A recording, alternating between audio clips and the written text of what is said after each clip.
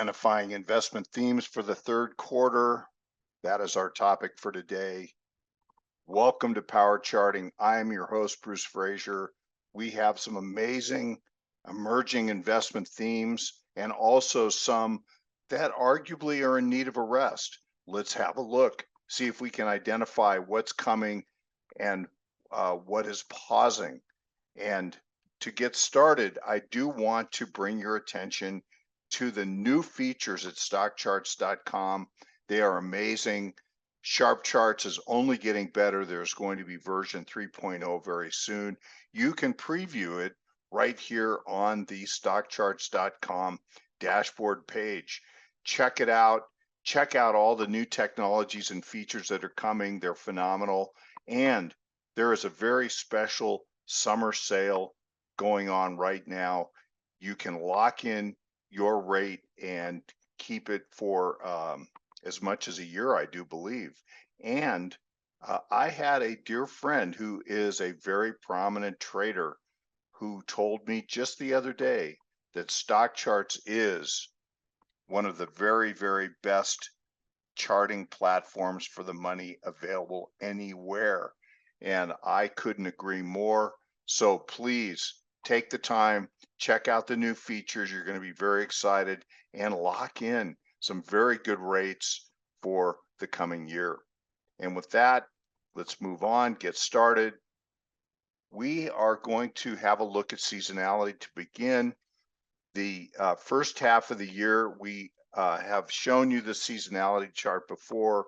These are pre-election years only. All the pre-election years in the database. Thank you, Seasonx.com, for allowing us to show this. And the seasonality was quite strong up into the beginning of July of this year. Well, we're in July now, so how did it turn out? Pretty darn good. So seasonality really, I think, set the tone for how the year would turn out, or at least the first half. And we can see that right into the beginning of July, we have a bump up to a minor new high in the year in a torrid pace for the NASDAQ 100, the NASDAQ stocks, the S&P 500. It's been a very interesting and positive year for the market. So, and this seasonality tool worked so well last year also. What's ahead?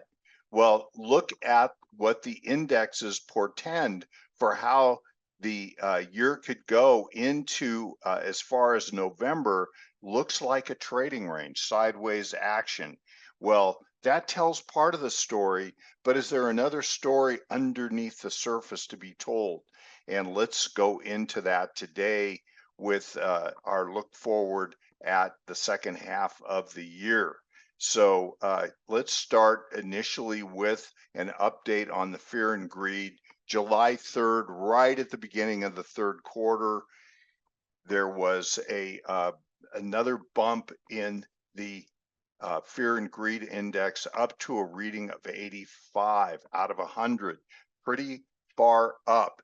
That shows that there's a tremendous amount of optimism in the marketplace, which can have the effect of pausing the market, but maybe it pauses certain segments of the market, and other segments which have been underinvested, ignored, might be ready to keep going. So note that back in September, at the end of the third quarter of 2022, extreme fear was reigning at that time. You can see the red chart on the bottom and the yellow dot, which shows that is September, October lows.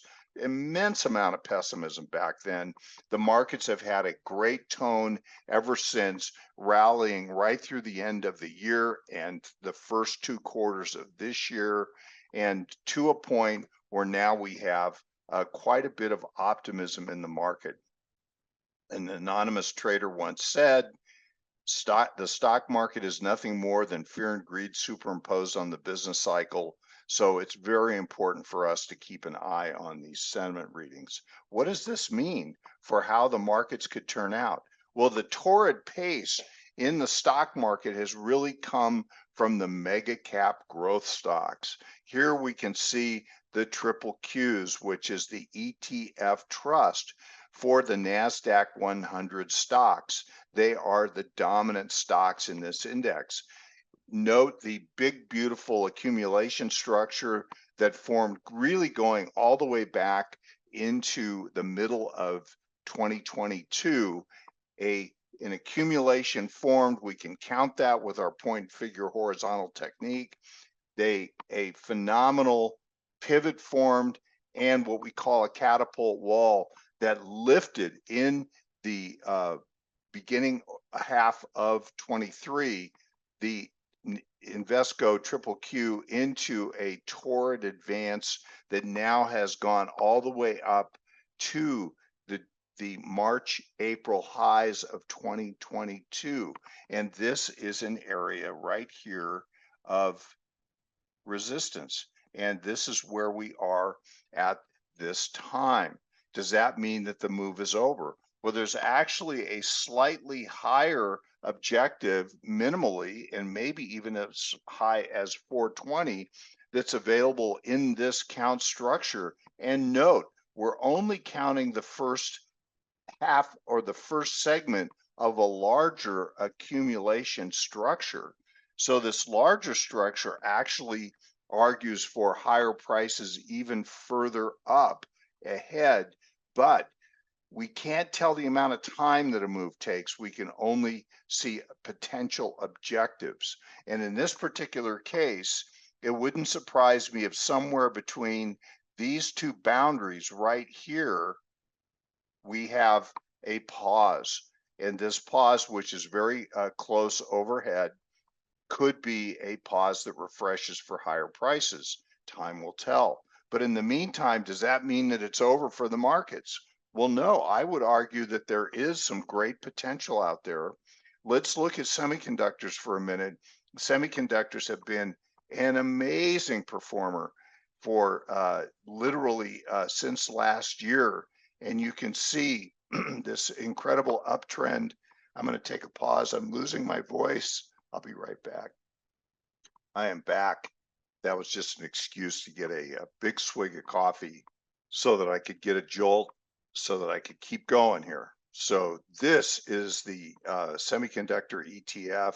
Look at the upward stride of this advance. It shows up beautifully in our point and figure chart. This is a one box method chart, which has swing trades, starts in 2022. Notice these beautiful counts that we get, which give us jumps and pauses, jumps and pauses. The current count gives us a run up to 160, 168. You can see here that we are now overbought above the top of the channel. And this is a condition that could blow off, get up to that 160 level, which is just up here at the top. Oh, I lost my little marker, but gets us up to the top here. And so 160 is right up here. And then, but it could go as high as 168, have a big climactic surge. But again, this is one theme that's been very dominant that very well could need a pause to refresh for further higher prices. And so let's keep that in mind. Here's another, I think, very, very useful semiconductor ETF chart. This is the SMH, as was the prior. You can see the upward stride. This is actually 2018 up to 2020, and you here, or 2021, I should say. And this is a modified point and figure chart. These modified charts, point and figure charts, are so durable. You can use them in a lot of different scales, different box reversal methods, using 3-box method here, but 4-point scaling. So we've doubled the scaling so that we can see more data. It's a chart that has less columns of X's and O's, easier to count. Look at this distribution count. Goes exactly down to the 84 lows. It misses it by 1 box, shows us what the potential of the top is. And then you can see the downward stride. It then builds a count, breaks the stride, the downward stride, and look at the catapult wall that takes this right back up to the highs of the prior bull market peak. Let's count this. And so this count here, again, using 4-point scaling, we have fewer columns to count, but we multiply by a bigger scaling factor, gives us a count that takes us right back up to the prior highs at that 156, 160 level. Note that this last chart that we just looked at also took us up to this count area, two different counts using different methods, where we broke down this upward catapult wall on this chart. We see the internal swing counts on the way up, and we're able to draw the upward channel. Both lead us right to where we are now. It makes perfect sense for the semiconductors to find resistance at the bull market peak from 2021 and pause there, build additional count. We will just watch and see. For the time being, the trend is still up for the semiconductors. They're acting really, really well. And we will just keep following the trend higher, looking for the cues that tell us, using our classic white coffee and tape reading skills, that stopping action is in place and time is needed to rest. Now, let's turn our attention to one of the very cool new features in StockCharts. And please go check out all the wonderful new features that are available, that are coming or have already arrived for StockCharts, because you're just going to like them. They're phenomenal.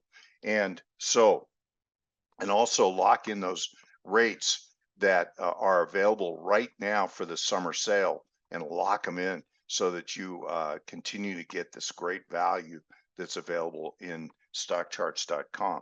So this chart is a 2-month chart. It's color coded. The blocks in the MarketCarpet, the bigger the block, the larger the market cap of the company. These are basically the S&P 500 more important stocks in the marketplace.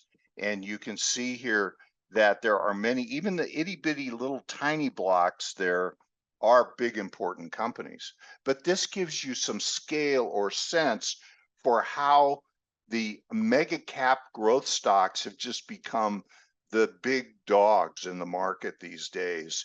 And look at the color of the 2-month change. Now, I'm not even doing the year. I'm just doing the last 2 months, and this is through July 11th. You see here, the dark green are the stocks that have had the best appreciation. And note that most of the dark green is the mega cap growths. Nvidia up 58%, Avgo up 42%, Microsoft up 15.5%, Apple up 14%. These are phenomenal first half returns for these stocks. Now, cast your eyes on these other smaller blocks and note that they're organized by sector.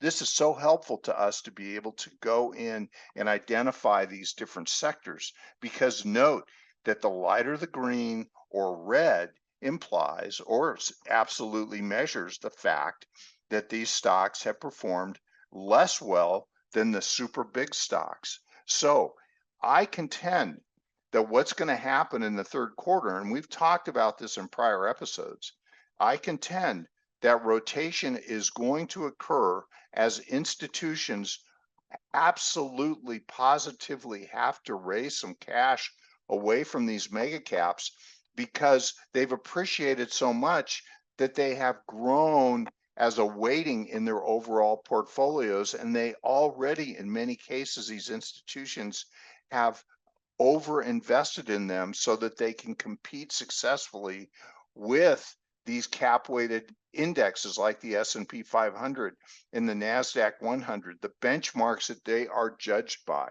And different managers have different benchmarks, admittedly, but for the stock side, they're all being judged against these cap weighted calculations in these indexes, which is a little nutty, but That's just the way it is. And they want to beat the S&P 500. They want to beat the NASDAQ. And so they will overinvest in these big companies that are super outperforming.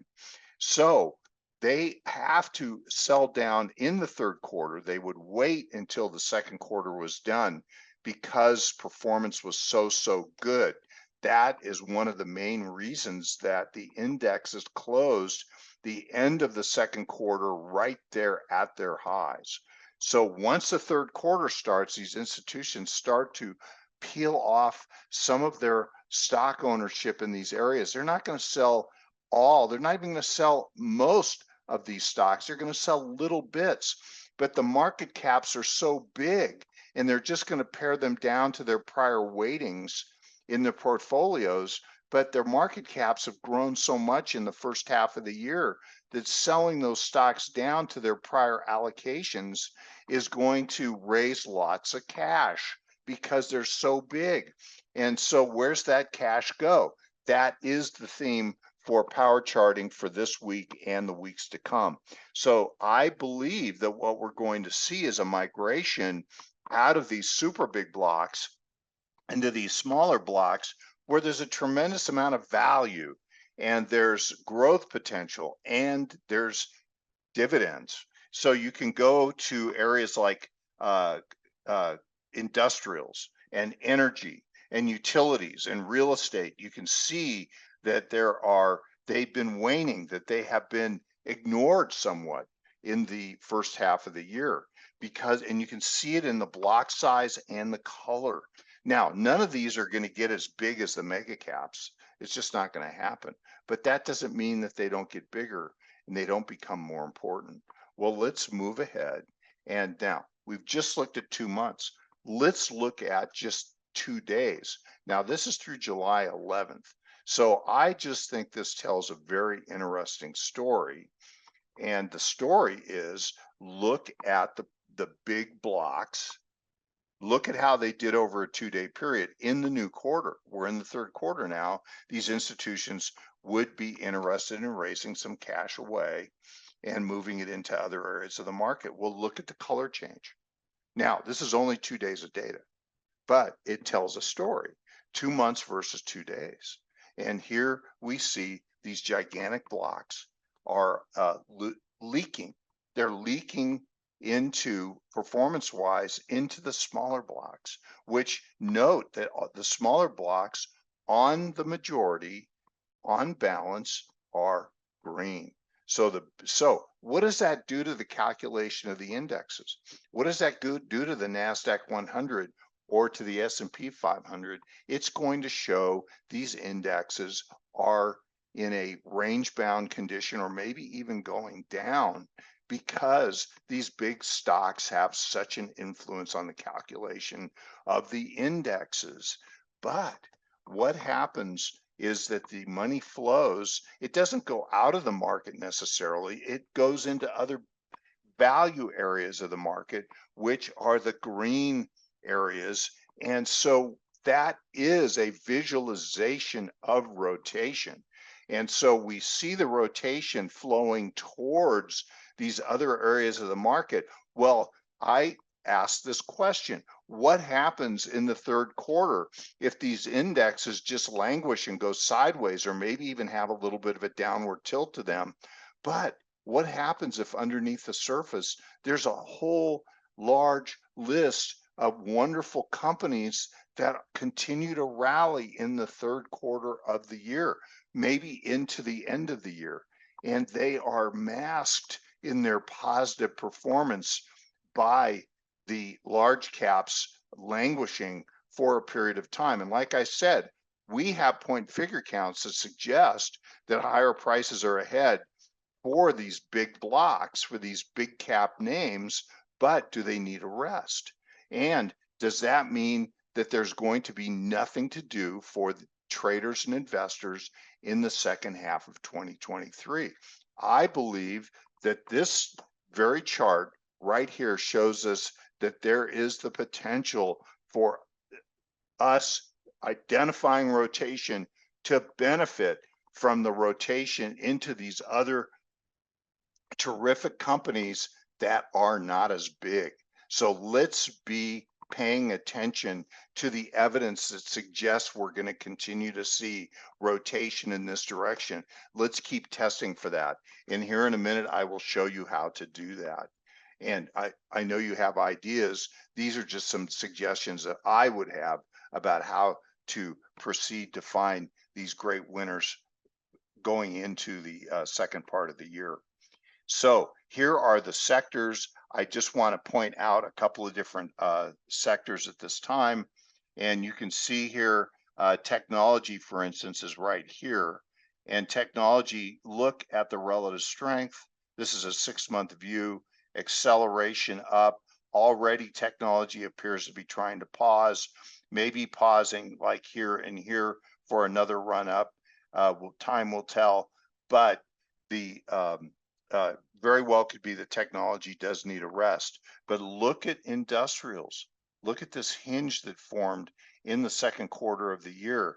Industrials have just had a wonderful liftoff and have jumped suddenly. All of a sudden, they're showing leadership. Look at the relative strength. It's on a rising trend now. Another one is discretionary. Discretionary is just had a gigantic, big, beautiful structure across here and is now in a rising trend. Could be great candidates there. Now, a little premature, look at the relative strength in healthcare, still down, but there's this hinge forming. We will be watching healthcare for that hinge to resolve itself.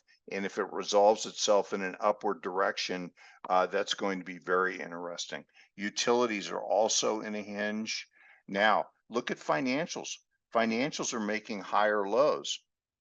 So this is very interesting. We will watch for relative strength to confirm by turning up. Now, one of the super interesting areas, I believe, is a prior bull market leader, which was energy. And note, energy is in a downward stride, but has been making higher lows since March on the sector ETF here. And the relative strength appears to be threatening to turn up above its downward trending moving average. So energy is a very interesting place. Now, let's just go back for a minute and look. Here is energy. Now, this is the 2-day view again. Look here. Look at what energy is doing over the 2 days, again, around July 11th. Look at materials. We didn't even look at materials on there. But materials has got a big swath of green. And another area, communications is kind of a mixed bag because there are the big blocks, Meta, Google, and so on, but there are other communication stocks that look pretty good. Now, industrials, it's almost universally green. So is industrials one of the really hot themes for the third quarter? Time will tell. Here's healthcare. Healthcare is a very big, important area of the market. And look at what the story is in that big block there. So let's keep an eye on this and see. Let me show you. Here is materials right here, attempting to rally above its downward trending moving average. Looks like a big basing structure, countable for higher prices. And let's see if materials can get ahead of steam going. Okay, so there is a view. This chart is really fascinating. This is and I got to keep track of the time here. This is the Mega Cap Growth ETF, MGK. So Vanguard Mega Cap Growth. So it basically focuses on the top. It's not just the top few mega caps. It's a larger list, but they're all really big companies. They're all growth companies and so on. So it's a great ETF for us to track and keep an eye on. What I've done here is a relative strength study to the S&P 500 equal weight, where every stock in the S&P has an equal weighting and not dominated by market capitalization calculation. Here is the beginning of 2023 over here. There is a beautiful upward stride to the relative strength of the mega caps, as we all know, in the first half of the year. And at the end of May, beginning of June, we have a throw over of the top of our trend channel, which is calculated on these lows and that high. We also drew a parallel on that high. There is this great stride going on and a throw over, overbought throw over condition that occurs right into the last month of the quarter.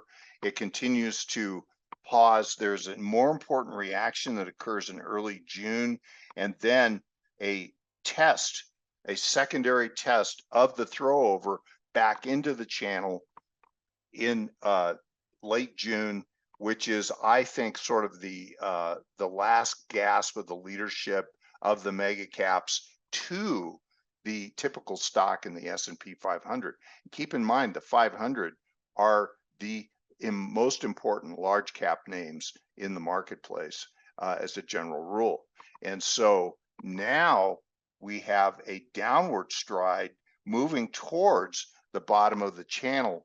So is it a case where this is demonstrating in the new quarter that exhaustion is occurring for the relative strength of the mega caps to the blue chip, calling the S&P 500 blue chip stocks in equal weighting? This is one for us to keep an eye on and follow. And with this, one last chart I want to look at is, here are 3 swing trading counts. These are one box reversal. These are areas that I identified in the sector look that we just did, and they are, let's start with discretionary on the bottom. Discretionary is absolutely on fire.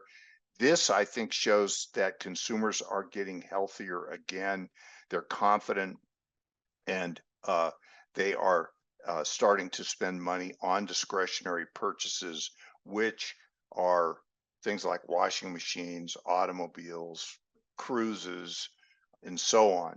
So go in, you can look at the individual stocks in the discretionary area, but I like the way that this is showing great leadership, which I think is signs of a confident consumer. Energy, top left, is very interesting because note the downward stride of the energies is starting to wane. Higher lows since this area right here, and a swing trading count. There's actually a bigger count that goes over to here, but this count goes 94 to 97, currently around 83, 84, and this count is just breaking out. So this is when it becomes a real interesting swing trading point, and we would watch for the ability to rally, show relative strength as it goes up higher from here. And then this becomes a target zone. This is 91, so it could get above that overhead resistance. Industrials on the top right, very fascinating, one box reversal, swing trading count. You can see here that this counts up to, from a breakout level, look at this beautiful reaccumulation zone, breaks out at 102 and counts up to 111, 113, and then 128, 130.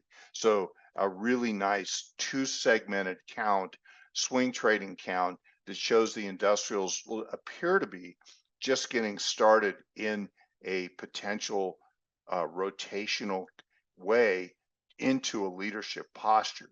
So that's very exciting also. And then let's have a look at oil service. These, I believe, could be the more interesting area of the energy sector, because oil service is an area that does international business. Wherever they're exploring and producing oil in the world, these oil service companies are in there working with these producers. This is a hinge. It's a beautiful structure. I have 2 segmented counts here, and this, as you can see, is a rather large count, but again, one box reversal swing trading count that we see, and it comes out of the hinge and then just goes right into a beautiful upward stride. So the near-term count 328 is very nearly reached at this time, but that is in the area of these prior highs, a place that might cause a pause, may not. And then we have much higher prices still ahead in the second segment of this advance. So I think hinges are always very exciting because it shows the absorption of stock when it becomes dull and quiet into the conclusion of a structure. And then when it gets going, if it truly was absorption, that shows the stocks are hard to buy. Note the just the incredible jump that's taking place right there. And then with that, I just want to conclude with this slide here. And what I've done is, this is just a cool thing you can do. Make a list. You can do it by actually using the scanning engine. Very simple to do. This is the 500 S&P 500. And what I do is I rank them by scooter. It's so simple. Rank them by scooter, and then I rank them by sector and industry. So I click on the scooter first, and it gives me the scooters, top scooters, and then you click on sector, and it puts them in order of their sector by scooter. Then you click on industry. Now we have each industry in its sector ranked by scooter. Scooter is momentum. And now we can see all of the different industry groups in the S&P 500 and look at them by their relative rank of performance. Now we can see best performance to worst. And you have this list. You can go through it and you can make charts of these different stocks. And I've actually made one here. This is FleetCor. And you can see a scooter of 88 in FleetCor, very strong, and it's in an upward stride on a weekly basis. The relative strength is also in an upward stride, and this looks like it's a merging relative strength, possibly a new theme.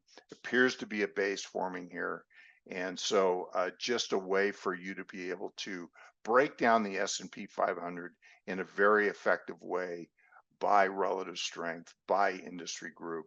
And with that, I'm going to leave you with have a great week. We will dig in more into these sector themes and industry group themes that are emerging and resting. And with that, thank you so much for being here, and we will see you next time on Power Charting.